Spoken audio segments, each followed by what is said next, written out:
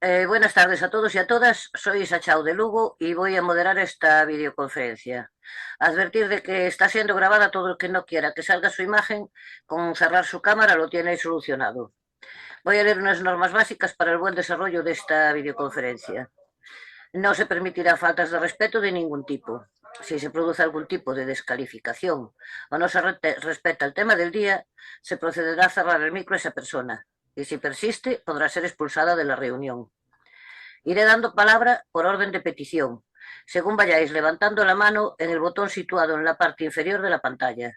Si no lo encontráis, podéis pedirla a través del chat. Cuando os nombre, aseguraros de tener el micro abierto. Dispondréis de 2 minutos y os avisaré cuando queden 30 segundos. Debemos evitar repeticiones e iremos directo al grano para intentar agilizar y dar opción a más intervenciones. Daré la palabra, en primer lugar, a todas aquellas personas que intervengan por vez primera y luego, en función del tiempo restante, daré paso a las segundas y así sucesivamente. Esperamos que todo transcurra de una forma correcta y provechosa para todos y todas y empezamos dando la palabra al compañero Manuel Colinas. Adelante, Manuel. Hola, buenas tardes, compañeras y compañeros, y bienvenidas y bienvenidos a este espacio de colaboración y de formación de la voz de las plataformas del movimiento pensionista. Esta videoconferencia termina con un ciclo dedicado a analizar diversos aspectos de las pensiones públicas. En la primera que tuvimos, pues vimos la evolución de la seguridad social española en su historia desde sus principios, en 1900, hasta las nuevas reformas de la era Escrivá, deteniéndonos en lo que significaría hacer una auditoría de las cuentas de la seguridad social, que es un compromiso que ha adquirido el gobierno, pero que ha incumplido. En la segunda, pues nos centramos en los planes privados de pensiones de empresa a través de los convenios colectivos sectoriales, que con su impulso, pues el gobierno ha intentado inyectar al sistema público de pensiones un sistema privado para mayor gloria de los fondos financieros especulativos y las grandes empresas, y con ellos aumentar la desigualdad entre las personas trabajadoras, empobreciendo el futuro de unas pensiones públicas dignas. Un intento de privatización para romper la cohesión social y dar pábulo a las indicaciones del Banco Mundial, del Fondo Monetario Internacional, de la OCDE, etcétera. Hoy pues, nos adentraremos en hacer un repaso a la situación internacional de la lucha por la defensa de las pensiones públicas que llevan a cabo los movimientos pensionistas en diferentes países. La solidaridad de la clase trabajadora y su lucha por la emancipación y dignidad de todas las personas trasciende la esfera de lo nacional y se hace internacional. Así ha sido desde las primeras huelgas y manifestaciones del siglo XIX y continúa siéndolo sin duda. Ramón Franquesa es economista y profesor de Economía Mundial en la Universidad de Barcelona. Sus estudios y reflexiones se pueden leer en sus libros y publicaciones. Su compromiso y activismo con los movimientos sociales y el pensionista en particular está claro desde hace años, desde el comienzo de la marea pensionista y posteriormente la construcción de la Coordinadora Estatal por la Defensa del Sistema Público de Pensiones, la COESPE, de la que ahora es uno de sus portavoces estatales. Tuve la oportunidad de escucharle por primera vez en unas jornadas realizadas en Santiago de Compostela en septiembre de 2018 con el título de El futuro de las pensiones, Galicia, Estado español y la Unión Europea. En su intervención sobre los sistemas públicos de pensiones, en el punto de mira, que es el punto de mira del poder económico, decía que la batalla que se juega en la dimensión estatal debe ir más allá, tejiendo alianzas globales porque el enemigo es global. Buscar la solidaridad internacional que empieza por saber lo que ocurre más allá de nuestras fronteras. Y eso es lo que vamos a hacer hoy, conocer lo que ocurre más allá de nuestras fronteras. Ramón, gracias por aceptar nuestra invitación y tener la ocasión de escucharte. Adelante cuando quieras. Bueno, pues muy buenas tardes a todas y todos. Agradecer la invitación que me habéis cursado a intervenir. Voy a intentar ser sintético, no sé si lo voy a conseguir, y voy a intentar ir de lo más general y global a lo más concreto, a la acción concreta, ¿no? En primer lugar, estamos ante un problema que tiene una dimensión mundial. Y tiene una dimensión mundial porque estamos en un momento de cambio económico en que parte de este cambio tiene como consecuencia la caída de la tasa de ganancia, de la tasa de rentabilidad en los países occidentales, muy particularmente en Estados Unidos y en la Unión Europea, en otro país, Japón, pero vaya. Y claro, nosotros estamos dentro de la Unión Europea y por tanto somos víctimas de esta cuestión, ¿no? Esta caída de la tasa de ganancia está generando diversas repercusiones. Una de ellas es la guerra, la generalización de la guerra con varios conflictos de una gravedad importante en este momento en nuestro planeta y otros que están en ciernes de poderse abrir.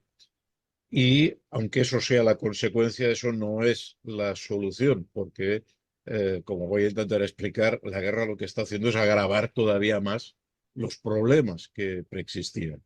Y son problemas que derivan pues, desde cuestiones físicas, tema del cambio climático, el agotamiento de recursos, el agotamiento de un modelo productivo, pero también derivadas de una opción económica que en esta área del mundo ha llevado a una distribución cada vez más desigual de la riqueza. No es cierto que el mundo no esté creciendo. De hecho, aunque se crece menos, hay una situación de crecimiento, incluido los Estados Unidos y todavía en parte de la Unión Europea. Pero el problema es que llevamos 20, 30 años que ese aumento de riqueza se tiene como consecuencia paradójica que los pobres sean más pobres y los ricos sean más ricos. Una distribución cada vez más asimétrica. Y esta distribución asimétrica está produciendo problemas de consumo, de producción, de distribución, problemas incluso en el propio tejido productivo que pierde conocimiento, pierde calidad y tiene dificultades para poder seguir compitiendo. Ante esta situación y dentro de esta cuestión hay que señalar la emergencia de un nuevo sujeto internacional que son los fondos de inversión. Esto nos llevaría ahora a perdernos en explicaciones, pero voy a intentar simplificar. En el modo de producción capitalista, al inicio, lo que teníamos eran empresas de tipo familiar, ¿no? Quien tenía el capital, quien tenía los medios de producción, era a la vez el jefe, el director, el gestor de la empresa. Esto fue evolucionando después hacia sociedades anónimas, en que los inversores ya no necesariamente eran los gestores de esa empresa. Y con el siglo XX se produjo un proceso de concentración en el ámbito financiero. Es decir, de tener grandes empresas, cada vez empresas que eran sociedades anónimas, estas empresas pasaban a estar cada vez más controladas por los bancos. Los bancos eran propietarios o eran gestores de buena parte de las acciones de las empresas y acumulaban el control de una parte muy importante de las empresas, no del mayor número de empresas, pero sí de las empresas que producían más riqueza. Acabando el siglo XX y entrando en el siglo XXI, por encima de los bancos han aparecido los fondos de inversión. Los fondos de inversión, digamos, serían como una especie de, si entendiéramos esto como las muñecas rusas, ¿no? Las matriuscas, como, digamos, la última muñeca que controla todas las demás. Y esos fondos de inversión procuran aumentar esa tasa de ganancia de diversas formas. Una de las formas es la clásica que ha hecho siempre el capitalismo, bajar salarios y hacernos trabajar más. Pero se incorporan nuevas. Entre las nuevas están la destrucción de las conquistas sociales y la destrucción de las prestaciones sociales que, especialmente a partir de mediados del siglo XX, después de la Revolución Rusa, después de la Segunda Guerra Mundial, se empiezan a extender al menos en Europa y en Estados Unidos. Disminuir las prestaciones a los parados, a la educación pública, a la sanidad, implica bajar impuestos a los ricos e implica aumentar la rentabilidad del capital. Por tanto, primer problema, hay una voluntad de destrucción de los servicios sociales, dentro de los cuales, y uno de los importantes, no el menor, cuantitativamente es muy importante, están las pensiones. Pero por otra parte no tienen bastante con esto. Al mismo tiempo, y con un proceso que a veces es contradictorio, pretenden que los servicios sociales que se siguen dando se privaticen y convertir esa actividad en negocio. En el siglo XIX y en buena parte del siglo XX, la sanidad, la educación, las pensiones eran servicios que servían para que funcionara el sistema, no para generar beneficio económico. El beneficio económico se sacaba de la industria, donde se extraía la plusvalía. Ahora lo que pretenden es hacer negocio con estos servicios, apoderarse de ellos para sacar el máximo posible de rentabilidad. Y, como en fin, no os voy a explicar a vosotros y vosotras, cuando se privatiza un servicio social, la consecuencia es que empeoran las condiciones de trabajo en ese servicio, por ejemplo, la sanidad o la educación, empeora la prestación de este servicio y ese servicio además se encarece. Es decir, te dan menos contribuyendo más, aunque sea a través de impuestos. Los fondos de inversión, además, han acelerado otro fenómeno que es la financiarización. Como no se produce suficiente beneficio produciendo mercancías o servicios, se produce dinero directamente creándolo de la nada, con el dinero fiat, imprimiendo billetes, o creando un proceso especulativo que crea beneficios simplemente de la nada, no porque deriven de una producción, sino que derivan, digamos, de las propias burbujas financieras. Esto lleva, pues, a situaciones enormemente paradójicas, ¿no? Si miramos en este mundo, en este momento en el mundo, el valor de los activos financieros son de casi 200 veces el valor de los activos reales. Es decir, por cada euro que hay en acciones, en derechos de cobro y tal, perdón, por cada euro que hay en mercancías reales, unos zapatos, un edificio, hay 200 euros en activos de propiedad. Y por tanto, esto es irresoluble. Vamos, es evidente que estos derechos de propiedad no se pueden ejercer y que por tanto eso lleva a crisis económicas en que pincha la burbuja y todo esto se va al carajo. No es una cosa nueva. En el siglo XX vimos cómo estalló, por ejemplo, el marco alemán. Hoy, diversas monedas, entre ellas el dólar, la moneda que ha servido de referencia desde la Segunda Guerra Mundial, pues simplemente no tienen un activo real para responder a ese valor. Y los fondos financieros son parte de esa creación financiera a través de crear productos financieros sobre productos reales, pero volver a reasegurar esos productos financieros e ir creando una bola en que, digamos, se crea una riqueza aparente que no se materializa, que es imposible de materializar, ¿no? Pero claro, uno podría decir, bueno, pues que estalle y que... El problema es que con esta financiarización, cuando esto estalle, cuando esos activos nos digan que no tienen nada detrás, como pasó en el 29, habrá cambiado la distribución de la propiedad. Algunos habrán monopolizado las tierras, la maquinaria, las empresas que sí producen y los derechos sociales. De hecho, esta misma semana hemos visto cómo en nuestro país ya se pone la tirita antes de la herida. Esta semana salía la notificación de que el Banco de España solo va a responder de 100.000 euros en las cuentas bancarias. Bueno, esto ya lo sabían. Es decir, el dinero, pues si se evapora, se evapora. no se evaporan la propiedad de tierras o la propiedad de acciones, pero la propiedad de dinero líquido se evapora. Y dentro de esto, en un pequeño párrafo a pie de página, nos dicen que también los fondos de pensión no tienen garantía del Estado. Los fondos de pensión privados. Ojo al parche. Porque el derecho social de las pensiones, garantizados por el Estado, durante el siglo XX han sobrevivido a 2 guerras mundiales. Siempre se garantizó. Veamos, ¿no? Lo que pasó, por ejemplo, en Alemania. Alemania queda destruida después de la Segunda Guerra Mundial.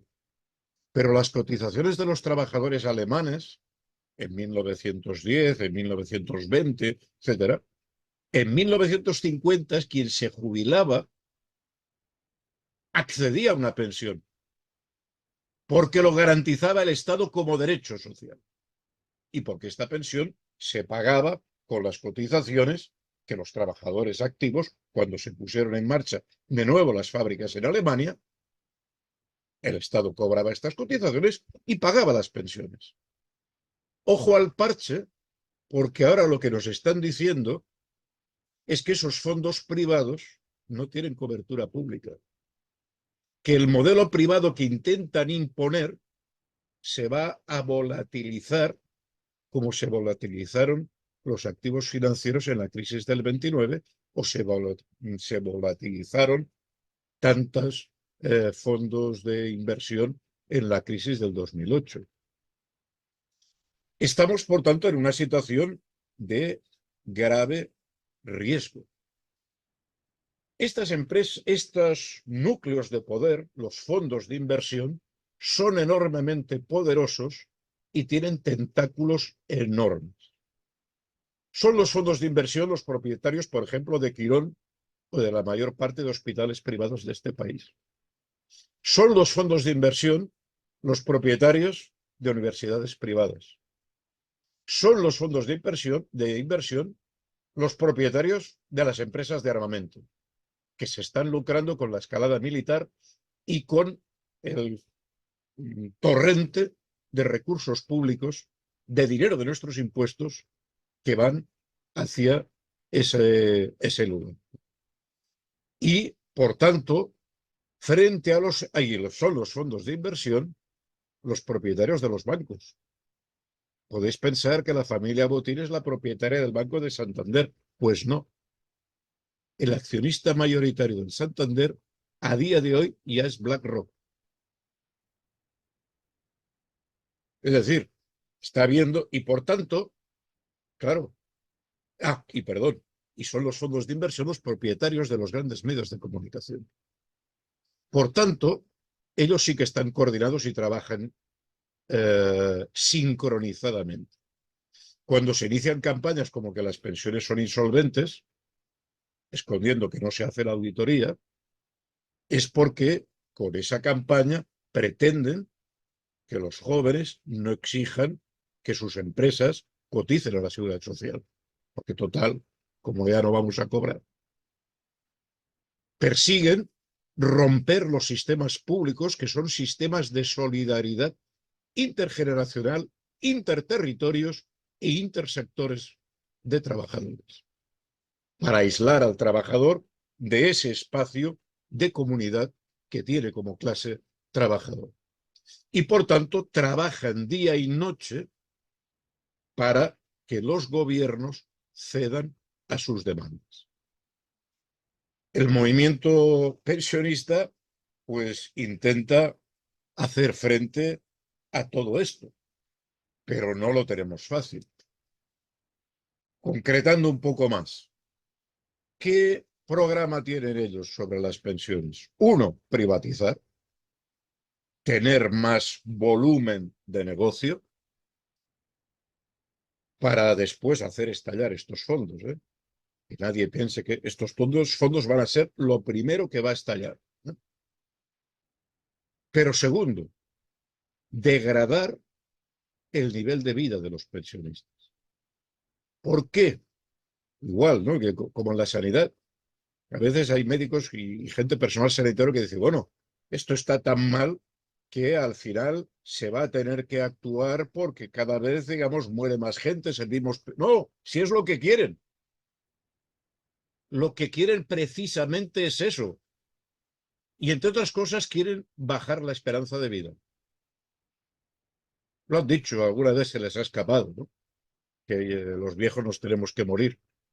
Si alguien no produce, en términos de este modo de producción que hoy es hegemónico, no tiene sentido que siga viviendo. Y vamos a prepararnos porque con el discurso que elaboran, cualquier día de estos nos vamos a encontrar algún modernillo que va a teorizar que en nombre de la ecología lo más ecológico que podemos hacer es liquidar a los viejos, porque no aportan. Cosa que además es falsa, porque los viejos, primero, desde luego tenemos el derecho, pero los viejos somos una parte importante de la sociedad. Transmitimos memoria histórica, cuidamos de las siguientes generaciones, ayudamos a educar, ayudamos a cohesionar la sociedad. Asumimos una parte muy importante del tejido social del mundo asociativo. Por ejemplo, me contaban compañeros de Francia, más del 70% de los concejales en los municipios franceses son mayores de 60 años. Porque cuando una actividad pública no es muy retribuida, pues quien tiene tiempo para poderla ejercer es quien tiene una pensión, quien tiene esa comodidad. Pero para esto, o para escribir libros, o para cuidar a los nietos. Es mentira que los viejos no sirvan para nada. En términos de creación de capital, a lo mejor. Y también sería discutible. Pero no en términos de sociedad. Una sociedad que pierde a su gente mayor es una sociedad más pobre, más inculta, más insolidaria, más descohesionada. Pero el plan que tienen es que si a alguien no se le puede sacar plusvalía y rendimiento, vamos a retirarlo de escena, porque ese alguien es un coste para el capital. Es un detrimento de la tasa de ganancia. Y por tanto, el plan que ellos tienen es este. Una materialización de este plan ha sido la aprobación de los PEPP, de los programas paneuropeos de pensiones, que tratan de forzar a los estados a promover sistemas privados de pensión concertados. Utilizan diversos argumentos. Un primer argumento es, que es importante de observar, justifican los PEPP para reforzar el sistema bancario europeo, porque la Comisión Europea no tiene competencia sobre pensiones. Las pensiones son una competencia de los estados y, por tanto, no podría entrar a legislar. En la justificación de la ley, del reglamento comunitario, dice, no, esto aquí no hacemos esta ley para garantizar las pensiones. Hacemos esta ley para reforzar el sistema bancario europeo que tiene muchos problemas. Pero es que las pensiones no se organizaron, no se crearon para dar solidez a los bancos privados. Pero, claro, plantean algunas soluciones que son importantes, por ejemplo, para los jóvenes de hoy. Porque, ¿qué ocurre cuando un joven desarrolla su vida laboral a lo largo de su vida en varios países? Por ejemplo, la gente, los emigrantes que trabajan en España. Si no llegan a cotizar 15 años, no tienen derecho a nada, ¿eh? Y han pagado a este país. Pero claro, hay países que te cotizan, que lo sabemos, ¿no? Los emigrantes que estuvieron en Francia tienen un derecho de pensión proporcional a los años que cotizaron en Francia, que se les suma a la pensión de lo que puedan tener aquí o en otro lugar. Pero hay países, como por ejemplo el nuestro, que es cero. Es una expropiación a esos trabajadores que han cotizado y que han generado el salario indirecto que son las pensiones. Pues en lugar de resolver esto, en lugar la Comisión Europea de decir vamos a armonizar en un mundo en que cada vez ved vuestras propias familias, el movimiento que las siguientes generaciones están teniendo por toda Europa de un lado a otro, buscando un trabajo, ahora aquí, ahora allá. Bueno, la manera de decir, oiga, yo debo poder sumar mis cotizaciones aunque hayan sido en diversos países. Cero. no hay ninguna voluntad de resolver esta cuestión. Al contrario, hay la voluntad de hacer los servicios de pensión públicos cada vez más ineficaces, que no den cobertura a la necesidad de nuestros jóvenes y al modelo productivo que se está imponiendo, que están imponiendo ellos. La gente no emigra por gusto. Cuando vemos que el 70% de los médicos egresados en la provincia de Madrid no se colegian porque se van al extranjero, no es algo que busquen nuestros jóvenes. Es el producto de que no tienen otra salida para poder trabajar, porque no se les contrata en nuestro país. Pero bueno, ciertamente esto es un problema que se debería resolver, garantizar, ¿no? Si ahora se produce este proceso de internacionalización, deberíamos ver cómo lo garantizamos. No. Lo que están buscando es la manera de poder armonizar las pensiones privadas y forzar a que esos, y por cierto, con poco éxito, porque a la vez que promueven esto, en el plan de Escrivá no queda en absoluto nada claro cómo se va a armonizar, por ejemplo, un trabajador de la construcción que empiece a tener una parte de su cuota en la Caixa y al cabo de 3 años cambie de empresa y cotice en el Banco de Santander y al cabo en la siguiente obra cotice en otro lugar. Eso no les preocupa.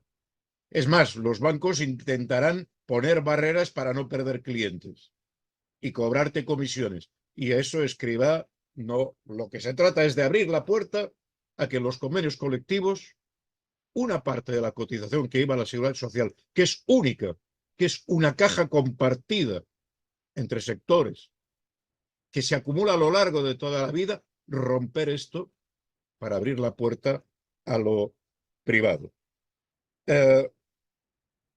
Estamos, por tanto, en un escenario difícil que viene de una Comisión Europea que quiere privatizar las pensiones y que quiere reducir sus prestaciones, que empuja a los países a que alarguen la edad de jubilación, elemento que, por otra parte, no nos vamos a extender aquí, complica la vida a nuestros jóvenes, porque, claro, lo que haces es saturar el mercado de trabajo.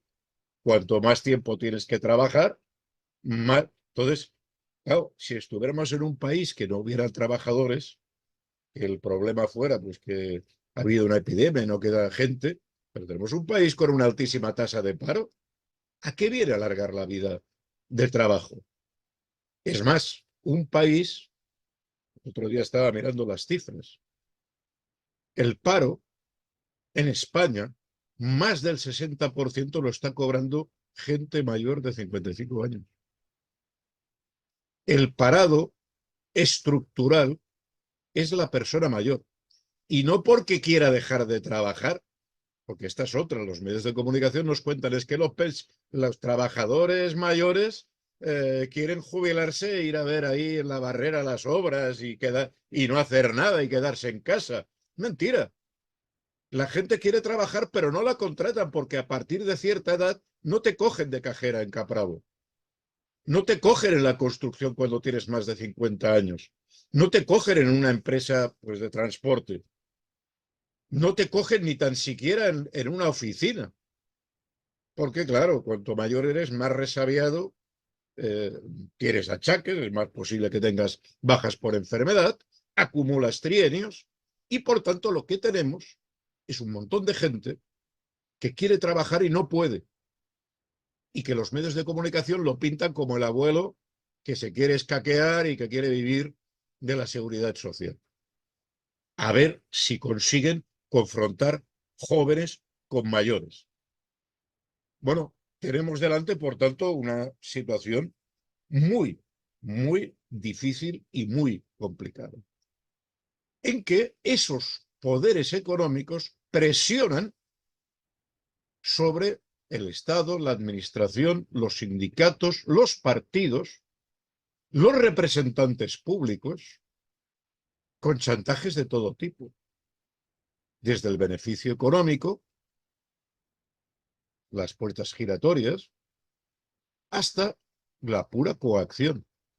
Si no pasas por el aro, igual mi medio de comunicación dice que más o menos te comes a los niños crudos o te sacamos tal información sobre tu persona, sobre tu familia, etc. Chantaje. Desde luego. O bien, pues simplemente la liquidación que lo estamos viendo en algunos países de Latinoamérica. La liquidación de aquel personaje público que no quiere ceder a sus exigencias de privatizaciones.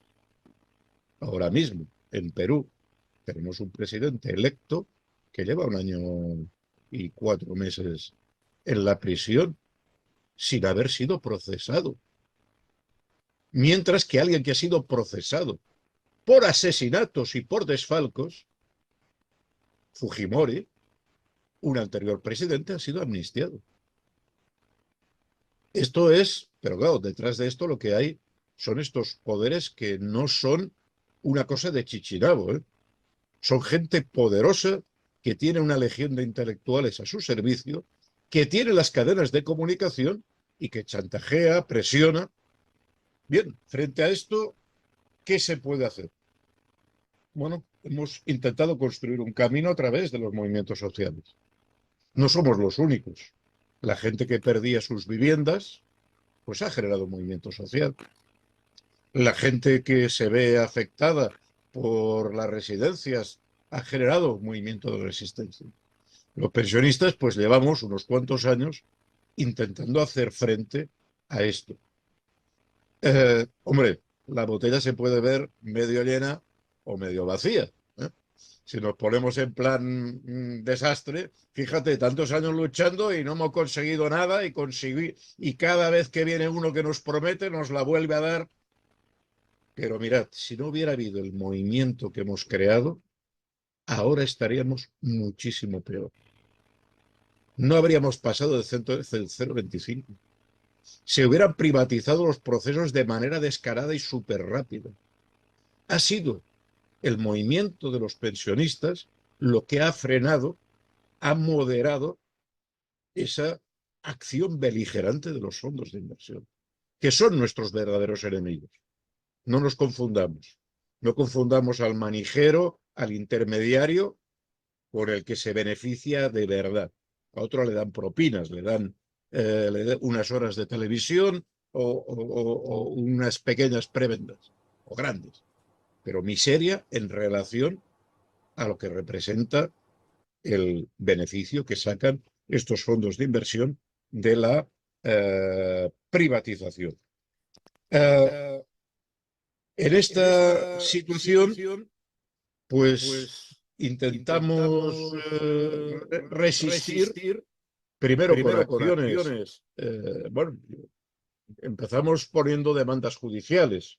Nos las cortaron rápidamente. Pasamos a iniciativas, quemar cartas, ocupar las calles, crear marchas sobre Madrid. Bueno, hemos hecho lo que hemos sabido y probablemente pues podríamos haberlo hecho mejor y probablemente seguiremos aprendiendo y se nos ocurrirán mejores ideas. Pero, y también hay que decir, el miedo que causamos no es por la gente que movilizamos, sean 50.000 o 100.000 personas o medio millón de personas en alguna marcha.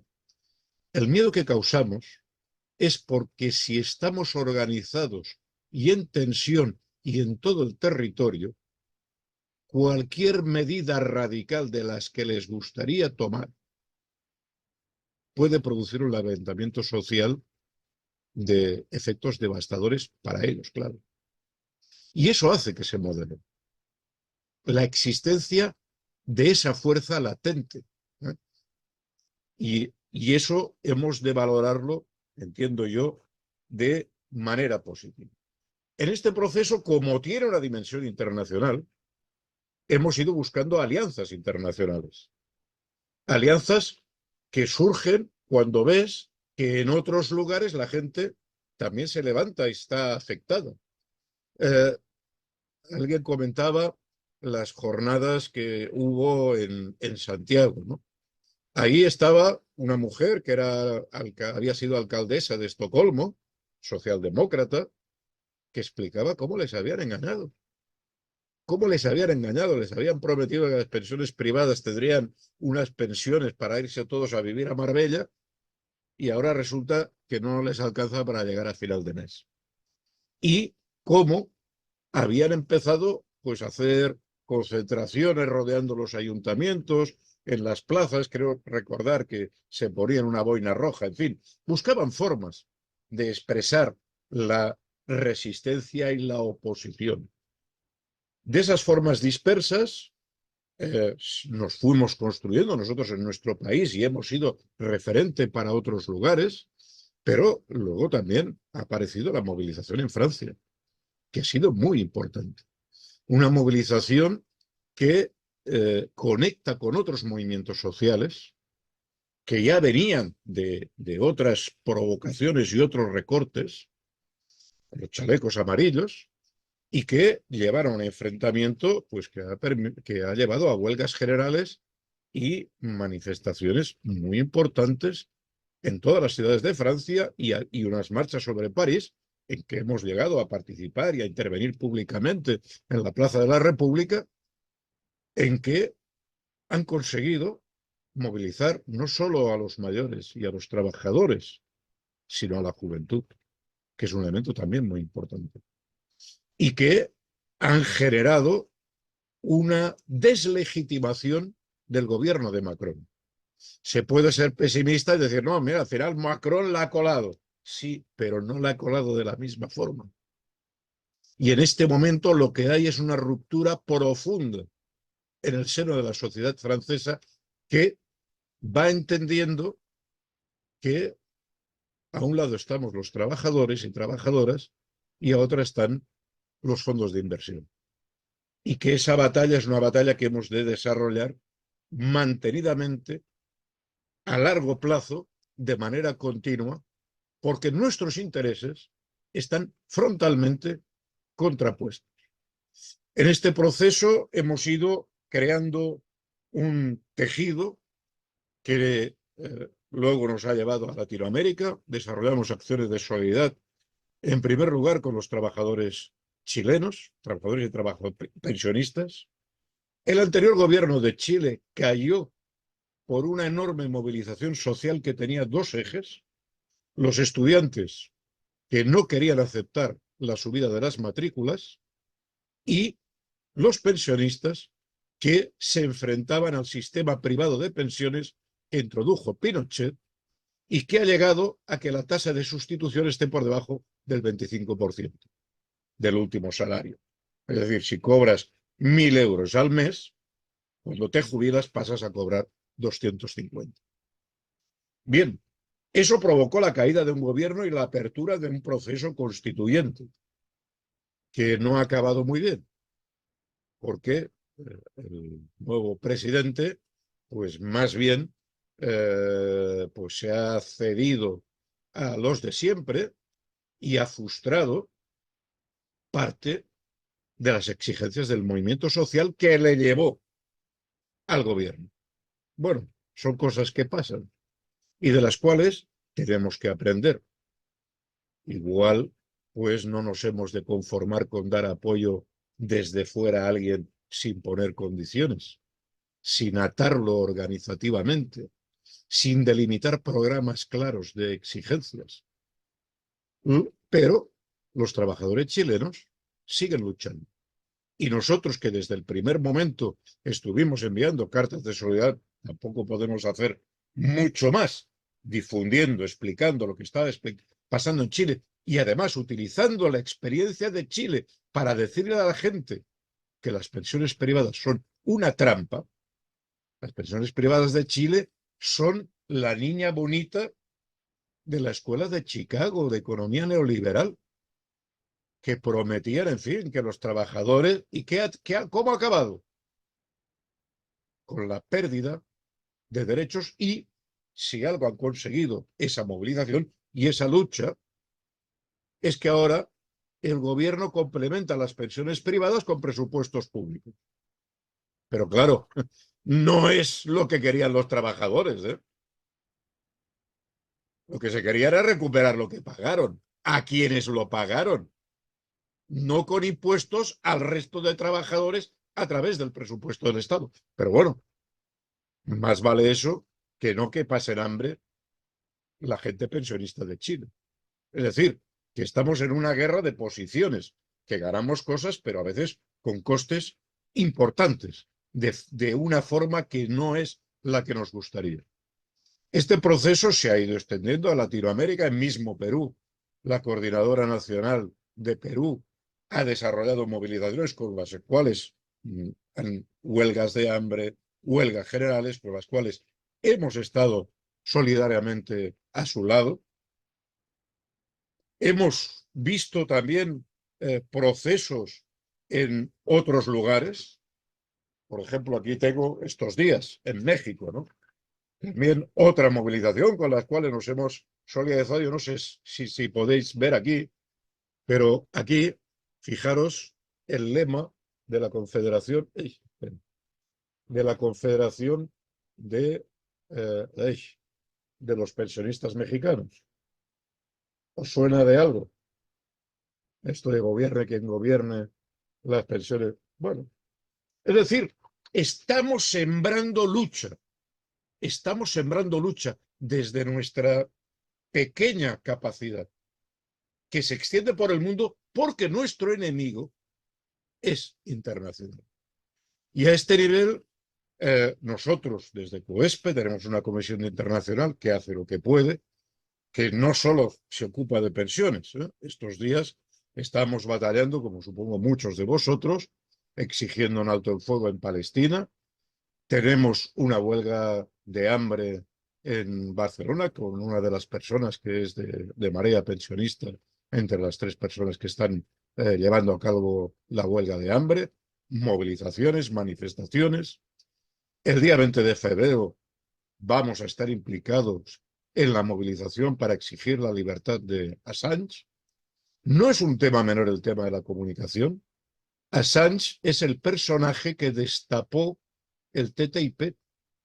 No solo asesinatos, no solo que lo de Irak fue un crimen porque entre los dirigentes occidentales se enviaban emails que reconocían, que sabían que no había armas de destrucción masiva, que desarrollaron una guerra que ha matado millones de personas sobre una mentira que sabían que era mentira. No. Además de estas cosas, destapó un montón de cuestiones vinculadas a los fondos de inversión. ¿Y qué se le hace a esta persona? En lugar de utilizar su denuncia para llevar ante los tribunales a gente que ha asesinado, que ha promovido terribles guerras y que ha robado un montón de dinero, lo que se hace es llevar a Sánchez a un proceso judicial para el cual le piden 170 años.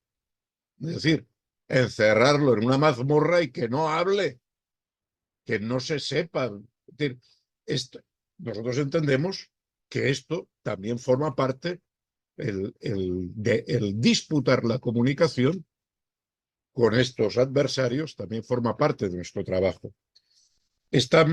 Y por otra parte, formamos parte, no somos un sindicato, pero somos una delegación invitada en la Federación Sindical Mundial, en que intentamos a partir de ahí aprender y contribuir en la medida de nuestras posibilidades, que son las que son. No tenemos recursos para viajar, no tenemos, en fin, locales, ¿qué voy a contar que no sepáis, ¿no? Y tenemos que trabajar pues con las capacidades y la buena voluntad de la gente, pero en la medida de lo posible estamos ahí construyendo ese tejido de hacer frente al poder de las multinacionales. A otro nivel, también dentro del Estado, intentamos establecer alianzas con otros movimientos sociales. Ahora mismo estamos en un proceso de movilización sobre el tema sanitario, que tiene mucho que ver porque somos los principales usuarios de la sanidad, y los recortes en sanidad simplemente matan y sobre todo matan a nuestra gente. Y por tanto, pues es muy comprensible que sean plataformas de pensionistas los que acompañan muchas veces a la gente de Marea Blanca, a las organizaciones de trabajadores y trabajadoras de la sanidad o a movimientos de los usuarios en sanidad. Intentamos construir en la medida que podemos esa resistencia. Y bien, seguimos intentando aprender a orientarnos en esta situación. Hemos convocado para finales de mayo la sexta asamblea de COESPE con la voluntad no de discutir tanto de estatutos internos y de programa, aunque hay algún tema, ¿no? Un tema, tenemos que actualizar lo que es nuestra plataforma reivindicativa, ¿no? Yo veo aquí a Isa y a María del Carmen con la gorra de los 1080. En realidad, claro, ya no son 1080. Hemos hecho cientos de pancartas y de pasquines, pero en realidad ahora ya hay que estar, tenemos que pasar a reivindicar lo que sería el 60% del salario mínimo interprofesional, que se acerca a los 1.300. Pues bueno, queríamos aprovechar para utilizar este tipo de cambio, pero sobre todo queremos en esta asamblea centrar en el debate de analizar los métodos de lucha y las propuestas de cómo podemos trabajar y cómo podemos sumar. Aquí estáis personas, que algunos estáis en COESPE, otros no estáis. Nuestra voluntad es que este proceso, esta asamblea, sea una asamblea abierta a todo el mundo que quiera participar. Y desde este espacio también lo hago público. En la página web de COESPE están los documentos que van a ir a esta asamblea. En el proceso de debate estáis todos invitados, todas las personas que quieran sumarse a participar, a aportar ideas y energía. Entendemos que esto, en fin, no éramos conscientes cuando pusimos en marcha esto, que esta era una larga batalla. Pensábamos que sería algo coyuntural, que tiraríamos atrás, que cambiaría el gobierno. No, lo que vemos es que esto es una batalla, que esto es una maratón, no es un sprint. Y necesitamos construir fraternidad, solidaridad, buen rollo entre nosotros, aprender a gestionar también, bueno, lo que explicaba también es al principio, ¿no? Sabernos respetar, sabernos dejar hablar. Las personas mayores no siempre nos es fácil esto, pero bueno, con la lucha y sobre todo viendo el enemigo que tenemos delante, pues más vale que nos pongamos las pilas y aprendamos a construir entre todos este tejido, porque el adversario no duerme.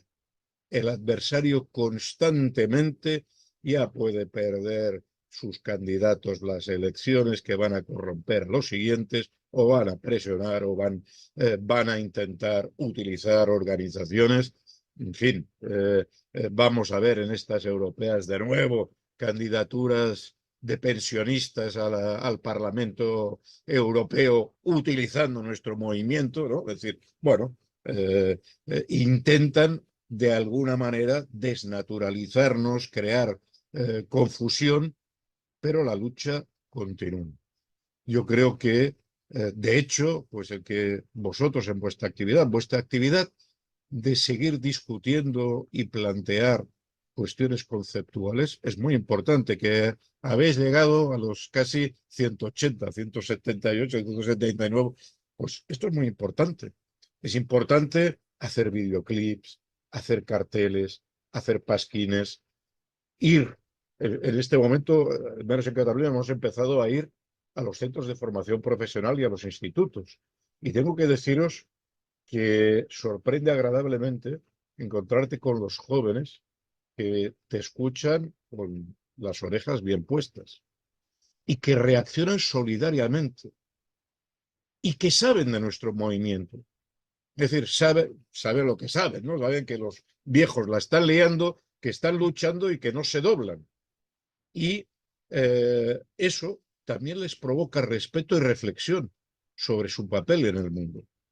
Un papel que hoy por hoy pues los vemos muy adormecidos, muy neutralizados por los medios de comunicación, en fin, por muchas cosas. Pero ayer estaba en un acto en la facultad, ¿no? Que somos una facultad de 12.000 estudiantes y éramos 50 en el acto, ¿no? Eso ya con Latinoamérica, con Perú, pero, y había quien se desesperaba, ¿qué hemos de hacer para que la gente... yo respondí, mirad, no nos preocupemos tanto. Hay que colgar carteles, hay que hacer actos, hay que escribir pasquines, libros, hacer pedagogía, hacer charlas como las que estamos haciendo. Pero quien va a llenar estas aulas de gente van a ser nuestros enemigos. Los 12.000 estudiantes no saben que a día de hoy el Parlamento Europeo está discutiendo volver a hacer la mili obligatoria. Porque las cosas no salen como ellos preveían. Les están saliendo problemas por todas partes, porque esa saciedad por apoderarse de los recursos, por destruir países, por generalizar el genocidio como forma de doblegar a la ciudadanía, eso a veces a corto plazo funciona, pero a medio plazo, como se opera sobre personas que tienen cerebro, que tienen capacidad de pensar, de sentir, y son víctimas de este sistema, algún día estas personas deciden cambiar la manera en que actúan, dan un paso adelante, como lo han dado los jóvenes franceses, y se incorporan a la lucha a nuestro lado, que igual ya no estamos nosotros entonces, pero al menos nos va a quedar el gustillo de que si algún día salen, si algún día se produce, será gracias al esfuerzo de la gente que está intentando luchar frente a esa desposesión. Que igual lo podríamos haber hecho mejor, igual podríamos haber hecho cosas que no se nos han ocurrido, pero mirad, somos lo que somos, con las capacidades, conocimientos y defectos que tenemos, y hacemos lo que podemos. Bueno, perdóname que ya me he enrollado demasiado, pero en cualquier caso, pues si hay preguntas de más específicos que tengáis o comentarios, pues aquí estoy para dialogar con vosotros y vosotras. Muchas gracias. Bien, pues un aplauso por la intervención porque se lo merece sinceramente. Y ahora pasamos a las preguntas. Nicasio,